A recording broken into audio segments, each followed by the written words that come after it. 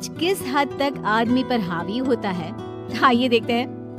देख राधा, तुझे घर का सारा काम आता है, ये अच्छी बात है, लेकिन हमें यह नहीं पता था कि तू पढ़ी लिखी कम है और तेरी छोटी बहन की तो सरकारी नौकरी भी लग गई है। कैसी बात कर रही है माँ जी? सारी बात करके ही तो पापा ने शादी की थी। अब जब छोटी की सरकारी नौकरी लग गई है तो आप लोग ऐसी बात कर रहे हैं। ज्यादा बात मत करियो। हम लोगों को पता होता कि तेरी छोटी बहन की सरकारी नौकरी लगने वाली है तो तुझसे तो कभी शादी ना करवाते अपने होनहार बेटे की। अरे तो मुझ में क्या कमी है? वैसे भी आप लोगों ने तो उस वक्त कहा था कि आप लोगों को घरेलू लड़की चाहिए। तभी पति महेश आ जाता है। देख राधा, 100 की सीधी एक बात बता देता हूँ, तू जा और अपनी बहन को बोल कि उसे यहाँ रहकर अपनी कमाई हम लोगों को देनी होगी जब तक हमारे सारे कर्जे उतर नहीं जाते, नहीं तो तू अपना बोरिया बिस्तर बांध और निकल मायके। राधा पति की बात सुनकर हैरान रह जाती है। दिमाग है भी क्या आप लोगों के पास? क्या बोले जा रहे हैं? साली को घर पर रखेंगे? अरे मोहल्ला समाज क्या कहेगा?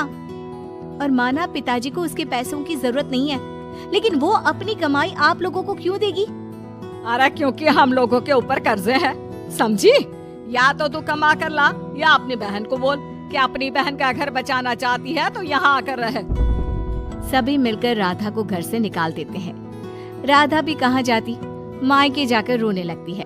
छोटी बहन मीना कहती है, अरे क्या हो गया दीदी, कितना पैसा मांग रहे हैं? अरे अभी दे देते हैं ना, रो मत, अब तो मेरी भी नौकरी है। लेकिन राधा तो रोए ही जा रही थी। नहीं नहीं, इस बार लगता है उन लालची लोगों ने कुछ और ही डिमांड रखी है, वरना राधा इतना ना रोती। क्यों बेटी, क्या हुआ है? माँ पिताजी, इस बार जो उन लोगों ने मांगा है ना, वो सुनकर तो आप लोगों के पैरों के नीचे से जमीन खिसक जाएगी। ऐसा क्या मांगा है दीदी?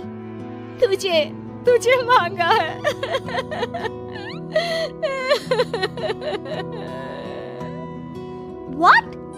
What nonsense? दीदी क्या बोल रही हो, समझ रही हो? हाँ, मेरी सास ये बोलकर भेजी है कि या तो मीना अपनी सारी कमाई उन लोगों को तब तक दे जब तक उन लोगों के कर्जे खत्म नहीं हो जाते, या फिर मैं मायके में जाकर रहूं यहाँ। क्या मजाक बना रखा है? ऐसा होता है क्या कहीं? अरे शादी की है, कोई आलू टमाटर थोड़ी है कि अदला बदली कर लो। छोटी बहन शांत होती है। माँ पिता बड़ी को समझा रहे होते हैं और वो रोए ही जा रही थी। तभी छोटी बोलती है, पापा मैं दीदी के साथ जाऊंगी। क्या पागल है क्या? अरे दुनिया क्या बोलेगी? माँ वो लोग सिर्फ मेरे पैसे चाहते हैं ना। अरे वो तो वो लोग यहाँ से भी ले सकते थे छोटी, फिर वहाँ क्यों बुला रहे हैं तुझे? माँ वो कह रहे थे कि हमें पता होता कि छोटी की सरकारी नौकरी लग जाएगी तो उसी से करवा देते उनके होनहार बेटे की शादी। हाँ, और मैं जैसे उस लपड़गंजू से शादी कर लेती। लपड़गंजू? अगर वो लपड़गंजू है तो मेरी शादी क्यों करवा दी? मैं नहीं जाने वाली वापस। अरे क्योंकि तू बेवकूफ है, तुझे जवाब देना नहीं आता। चल मेरे साथ। उन लोगों को लगता है ना साली पूरी घर वाली, तो अब देखिए साली का जलवा। और शादीशुदा बेटी को पिता भी कितना घर बिठाते। उसके ससुराल जाते हैं दोनों बेटियों के साथ। आइए आइए, ले आए अपनी कमाओ बेटी, ये अच्छा किया। समझदार आदमी की पहचान यही तो होती है। मुझसे बात करिए ना, मैं रहने आ रही हूँ इस घर में, तो मेरी कुछ शर्तें रहेंगी। अरे वाह जी वाह, बहन के ससुराल में भी शर्तें? अरे और क्या, आप लोगों को मेरे पैसे चाहिए, दीदी घर का काम करेगी, इतना सब मिल रहा है। वैसे आप तो जानती हैं, बाजार में बिना शर्तों के तो एक पॉलिसी भी नहीं मिलती है। बात तो ये सही बोल रही है, सरकारी नौकरी वाली लड़कियां ऐसा नहीं मिलती। हाँ हाँ ठीक है। अच्छा बोलो छोटी बहू, क्या शर्तें हैं तुम्हारी? मैं कोई काम नहीं करूंगी। कैसी बात कर रही हो छोटी बहू, तुम नौकरी करोगी? अरे लाखों कमाओगी कि घर का काम करोगी? घर के कामों के लिए है ना ये बड़ी। दूसरी शर्त, मुझसे कोई बदतमीजी से या ऊंची आवाज में बात नहीं करेगा। अरे कैसी बात कर रही हो तुम तो ख्वाबों की रानी हो।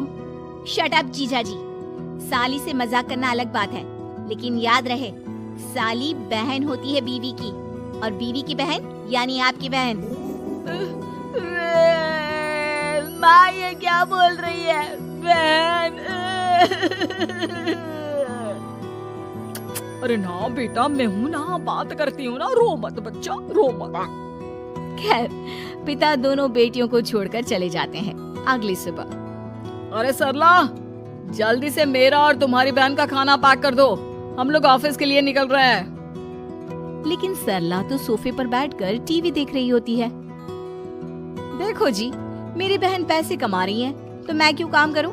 याद है ना मम्मी जी क्या बोलती थी कि मेरा बेटा पैसा कमा रहा है, तब सारा काम मैं करती थी। अब मेरी बहन कमा रही है तो मैं भी काम नहीं करूंगी। हाँ। अरे साली साहिबा, चलिए ना, मैं आपको दफ्तर छोड़ देता हूँ। क्या रेपुटेशन बनेगी हमारी। हाँ हाँ जीजाजी, चलिए, आज आपकी ये इच्छा भी पूरी कर देते हैं। छोटी के ऑफिस में, अरे ये कौन है?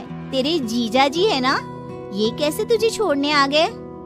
अरे वो अब ना मेरे पास ही रहती है। सभी एक दूसरे की तरफ देखने लग जाते हैं। हाँ, वो क्या है ना, दीदी तो पता है घरेलू महिला है, जीजाजी के कर्जे ज्यादा हैं और पढ़े लिखे इतने हैं नहीं कि कुछ अच्छी कमाई कर पाए, तो मेरी कमाई रखते हैं। बस जैसे ही इन लोगों का कर्जा खत्म हो जाएगा, मैं अपने घर चली जाऊंगी। पास खड़े जीजाजी का मुंह बन जाता है। घर आकर, छोटी, तुम ये क्या बकवास कर रही थी? ये सबको बताने की क्या जरूरत थी? अरे जीजाजी, आप खुलेआम सबको ये कहे कि साली आजकल मेरे साथ रहती है, तो लोग क्या सोचेंगे आप जानते हैं ना? अरे उससे कुछ मत बोलना बेटा, चल मेरे साथ, तुझे ना बाजार का डोसा खिलाती हूँ। चल चल चल। हाँ दीदी, तैयार हो जाओ, डोसा खिला रही हैं आंटी जी। तीनों जा रही होती है कि पास मोहल्ले की कुछ औरतें वहाँ पर जमा रहती है।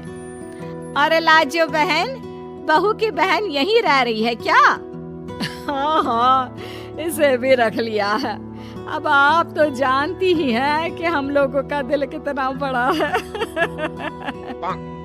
जी, इन लोगों का दिल उतना ही बड़ा है जितना इन लोगों का कर्जा।